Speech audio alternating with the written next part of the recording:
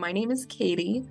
I'm from MacEwan University in Edmonton, Alberta.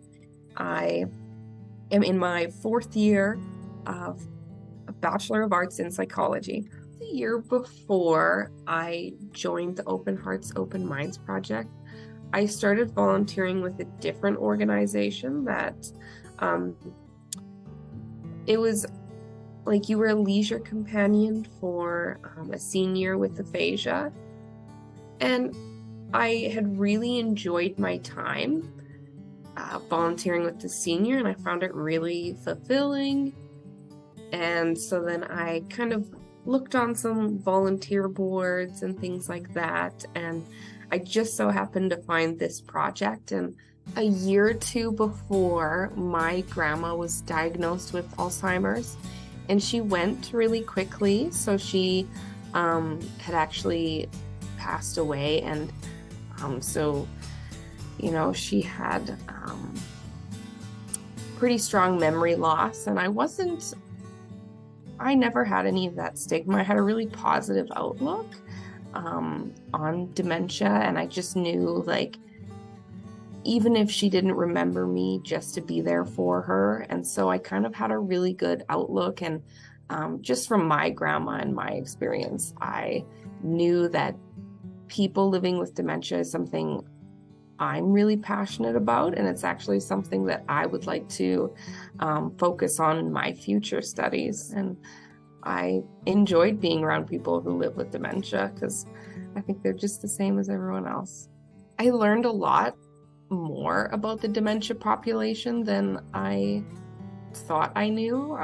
It kind of opened up a whole new world. I only had one prior experience, but it really opened my mind. And I think just seeing how big some of the personalities were, and some of the people living with dementia, I thought that was just amazing. And it really taught me that they really enjoy just regular interaction, the same as everyone else. I think my favorite definitely was on my birthday, when I mentioned that it was my birthday, and they all kind of started singing happy birthday.